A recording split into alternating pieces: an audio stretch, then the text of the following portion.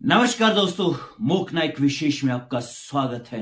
आज हम आपके साथ विश्लेषण करना चाहते हैं जिसकी चर्चा पूरे भारत में है और पूरी दुनिया में है। एक सीनियर आईपीएस वाई पूरन कुमार जातिगत मानसिकता के शिकार हुए। वो एक मंदिर जो पुलिस के कैंपस में बना था और बना है, उस मंदिर में जाने से उन्हें रोका गया। दोस्तों, इस देश में जब आईपीएस ऑफिसर्स को रोका जाता है एक छोटे से मंदिर में जाने पर, जो मंदिर पुलिस कैंपस के अंदर बना है, वहां पर उनको रोका जाता है एक बड़े आईपीएस सीनियर आईपीएस ऑफिसर को। तो भारत की जो आम जनता है, जो भारत के आम जन है, जो भारत के आम बहुजन है, जो वर्ण व्यवस्था में फंसा है, उन लोगों की स्थिति क्या होगी, उन लोगों की मानसिक और सामाजिक दशा कैसी होगी, यह आप अब अंदाजा लगा सकते हैं। लोग कहते हैं कि इस देश में कोई जाति व्यवस्था नहीं है। बहुत सारे संगठन ये कहते हैं कि इस देश में तो सब कुछ ठीक हो गया है, इस देश में तो बराबरी का हक सबको मिल रहा है, इस देश में तो हर जगह हर आदमी जा सकता है। पर इस घटना ने पूरे देश में ही नहीं, पूरे विश्व को एक बहुत बड़ा मैसेज दिया है कि ये देश किस तरह से विकसित हो रहा है, इस देश की मानसिकता किस तरह की है। दर्शकों, आईपीएस वाई पूरन सिंह की पत्नी ने जब एफआईआर में यह लिखा कि इस देश में यह व्यवस्था है और इस देश की यह जातिगत व्यवस्था ने आईपीएस वाई पूरन सिंह की जान ले ली, एफआईआर किया। साथियों, वाई पूरन सिंह के घर से और लैपटॉप से 8 पन्नों का एक फाइनल नोट मिला और जिसमें उन्होंने पूरी तरह से कैसे उनको टॉर्चर किया जाता था पूरा विवरण दिया गया। मैं आपके सामने ये भी विवरण रखता हूं और जिन लोगों के नाम उन्होंने इस फाइनल नोट में लिखे वो भी मैं आपको बताता हूं। दोस्तों, ये आप देख सकते हैं कि अनुराग रस्तोगी, चीफ सेक्रेटरी हरियाणा, कितना बड़ा पद है, कितने इंटेलिजेंट लोग होंगे वो, और कितनी उनके पास कितनी किताबें उन्होंने पढ़ी होगी। पर उनकी मानसिकता देखिए कि एक आदमी को बहुत बड़ा मैसेज देना है इस देश के लिए कि हम आईपीएस जैसे वाई पूरन सिंह को हम इस देश की जो जातिगत मानसिकता है वो उसका शिकार कर सकते हैं। और आप समझ सकते हैं कि आम आदमी का इस देश में क्या होगा।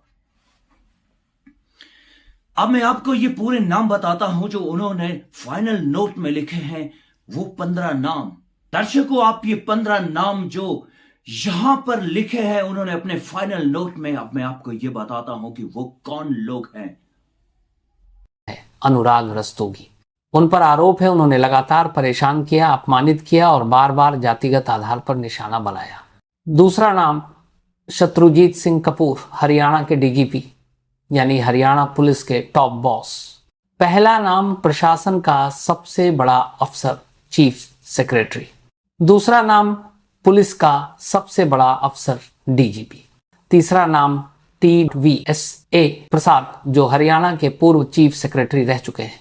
चौथा नाम Rajiv Arora, ex additional chief secretary Haryana. पांचवा नाम मनोज यादव, पूर्व डीजीपी हरियाणा। छठा नाम POK Agarwal, ex DGP Haryana.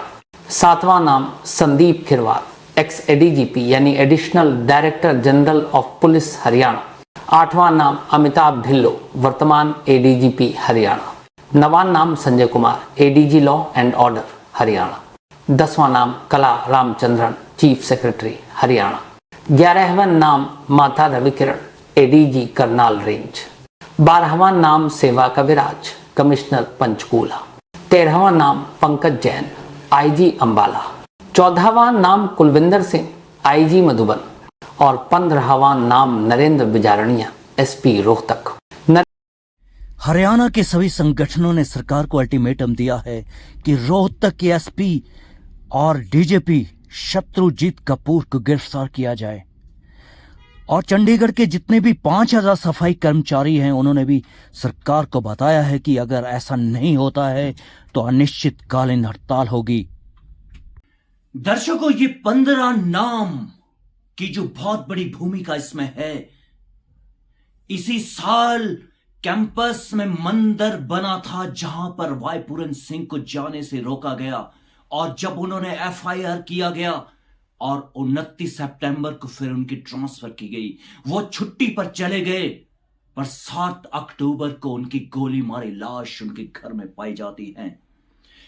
Avneet P Kumar ने एफआईआर में शिकायत की है कि एक धारा 108 के तहत मुकदमा दर्ज किया जाए, और उन्होंने ये भी बड़े हिम्मत के साथ कहा कि मेरे पति को ये लोग बहुत दिनों से सता रहे थे, टॉर्चर कर रहे थे, ये भी उन्होंने एफआईआर में लिखा है। दर्शकों, इस देश में जब आईपीएस ऑफिसर को टॉर्चर किया जा सकता है जातिगत व्यवस्था के तहत, एक मंदिर में जाने से ही आईपीएस ऑफिसर को एक कैंपस में जाने से रोका जा सकता है, वो कैंपस अपवित्र हो जाएगा, ये मानसिकता है उन लोगों की, तो इस देश की आम जनता का क्या होगा? इस देश में बहुत सारे रिमोट एरिया में मंदिर बने हैं जहां पर यह व्यवस्था चरम सीमा पर है, वहां पर आम आदमी, आम दलित नहीं जा सकता है, यह आपने देखा होगा।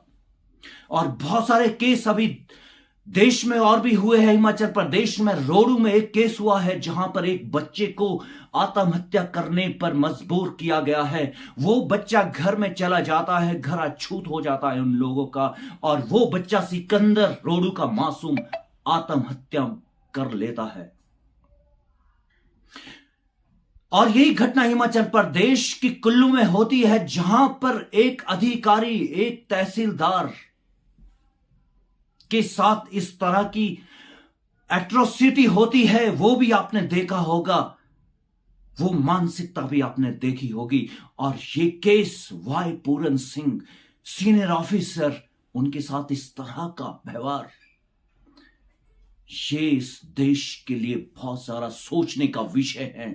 इस देश में जो बहुजन पार्टियां हैं, इस देश के जो बड़े बड़े संगठन हैं, वो संघर्ष तो कर रही है, कोशिश भी कर रही है, पर कब कामयाबी मिलेगी, कब हमारा संविधान इस देश के अंदर पूर्ण रूप से लागू होगा और ये देश की मानसिकता, जो जातिगत मानसिकता है, ये ब्रेक होगी, ये कहा नहीं जा सकता है।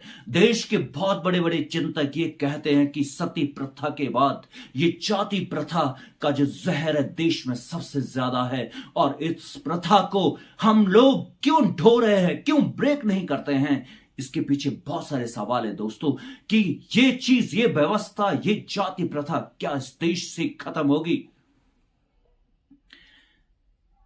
दर्शकों, वाई पूरन सिंह को मोक नायक की पूरी टीम श्रद्धांजलि देती है। से मोक नायक की टीम उनके साथ है, और हम अक्सर ऐसे मुद्दे को, ऐसे केसेस को आपके सामने लाते रहेंगे। शायद कहीं ना कहीं हमारा योगदान इस प्रथा को, इस कुप्रथा को तोड़ने में कभी ना कभी ये योगदान गिना जाएगा। नमस्कार।